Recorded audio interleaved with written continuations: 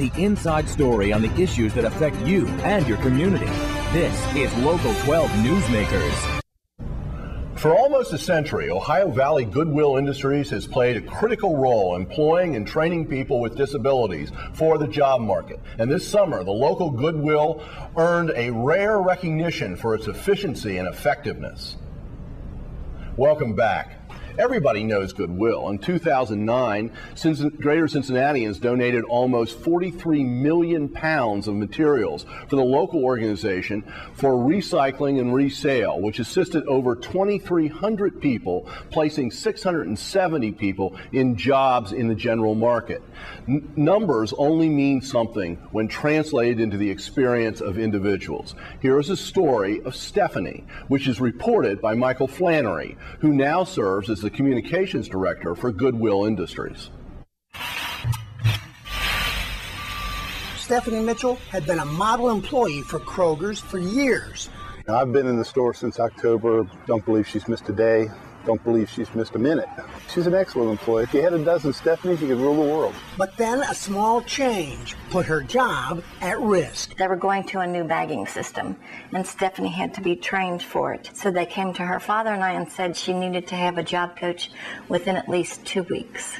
So we contacted Goodwill, and they was able to get a job coach. What a job coach is someone who comes into a place of employment and assists an individual in learning their job to the management's expectations. Stephanie needed to have a little more assistance to be able to complete the job the way that it needs to be done. The quality of training that Matt provides is outstanding.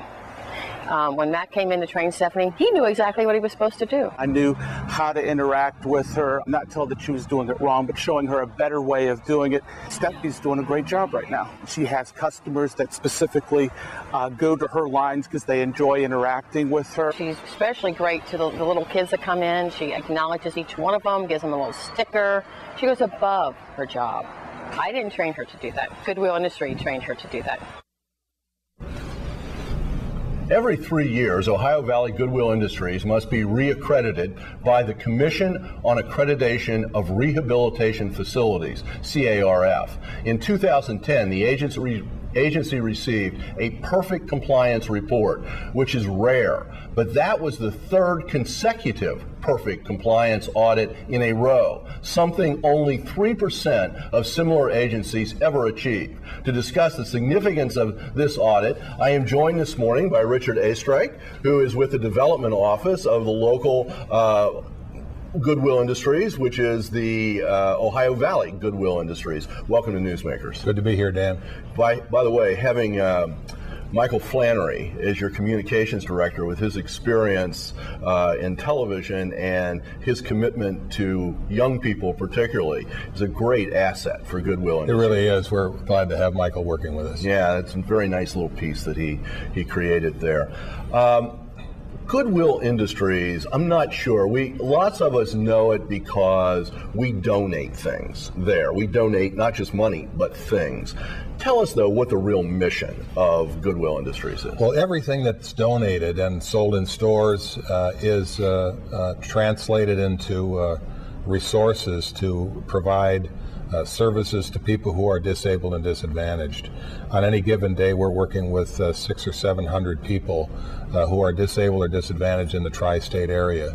And the donations, which we sell in the stores, create funds and money. And our greatest mission is not the stores. Our greatest mission is working with people with disabilities. So is the goal to directly provide jobs for people, or is it a dual role of also, in whatever cases are possible, provide the training that allow people to go out beyond Goodwill Industries and find jobs in the general community, people like Stephanie? Sure, it's all of that. There are some people who probably can't work, or they might just be able to work for a couple of hours a week. In that case, we may put them to work in our sheltered shop, or we may put them to work or just have them do leisure time activities, something to get them out and improve their socialization, raise them to the highest level that they can achieve. But one of our most important things is to put people to work. We want people with disabilities to be out in the community working like the rest of us do.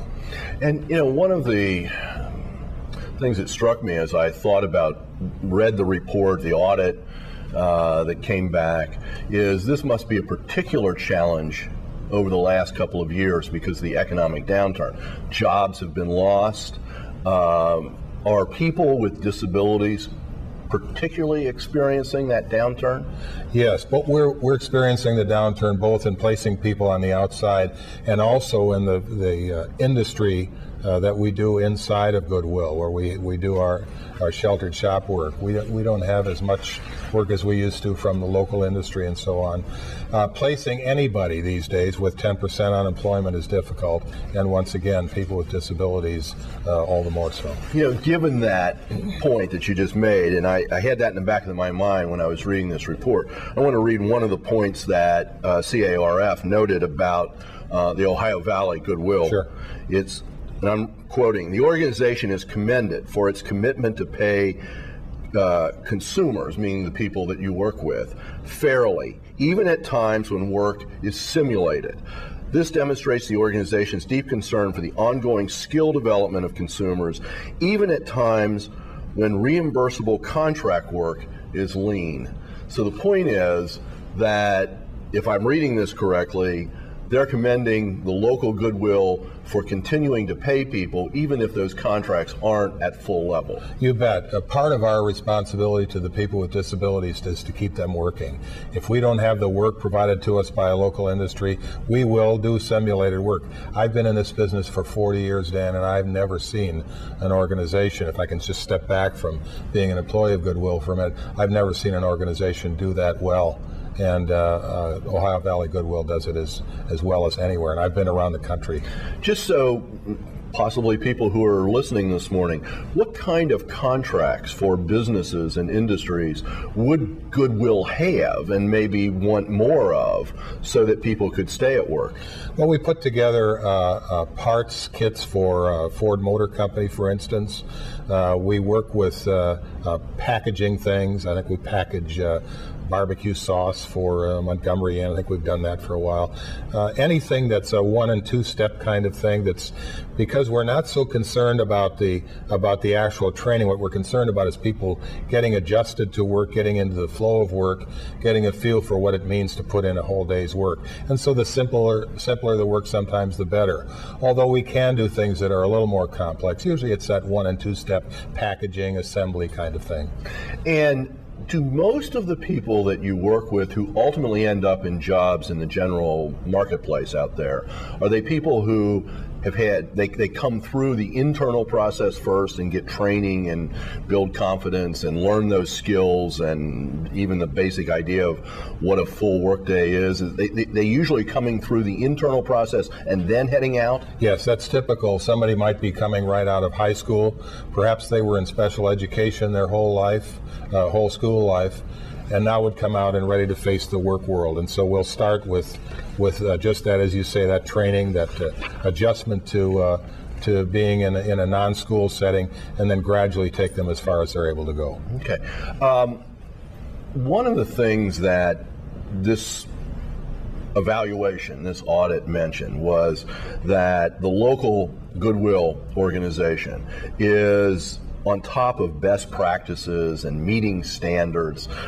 Where do you look around the country to learn how maybe to do it better? I know Goodwill is pretty big itself, but where does the local organization look for best practices? Well, for one thing, we're a member of the national organization, and as you say, we get a chance to, we do a lot of communication among the 180 or so Goodwills around the country. So we get a chance to visit with the local folks and the people in Ohio and people around the country. But beyond that, we've got people on our staff like myself who I've probably been inside of 500 different organizations. I've done over 200 of these CARF surveys that we're talking about now. So I have a pretty good feel from California to Florida to Maine what a good organization looks like. We tend to bring that back and try things and experiment with things and use best practices. You know, an organization like Goodwill, it's volunteers up at the highest level, on the board level.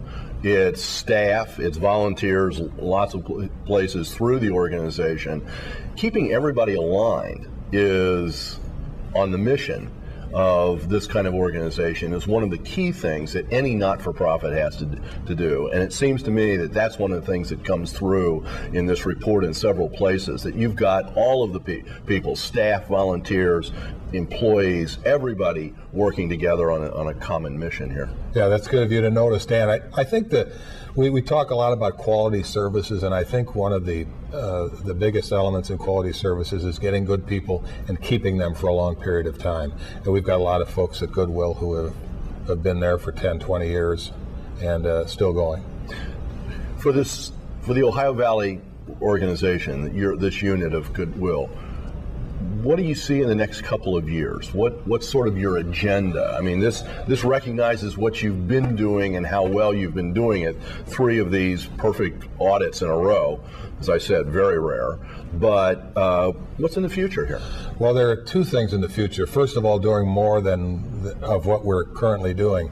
I remember when we renovated the building 8 or 10 years ago, we talked about, do you think we'll get 200, 250, maybe 300 people a day that we can work with who are developmentally disabled? Well, now we're at well beyond 350 and 400. So we'll be doing more of that because there's more need and demand out there. But also we're getting into an area called mentoring, something we really haven't done before.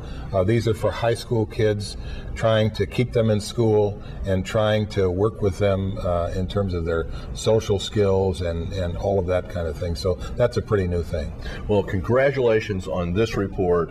Thank you and all the people at Goodwill for the work that you do and the people that you work with, because if we keep our eyes open, we see a lot of graduates of Goodwill, people being helped with Goodwill in the Kroger stores and in lots of other places. So thank you very much. Thanks for having me. Okay. See you, Dan. Thank you for making Newsmakers a part of your Sunday morning. Join us again next week to meet the men and the women working to shape our community for the future. Have a good week.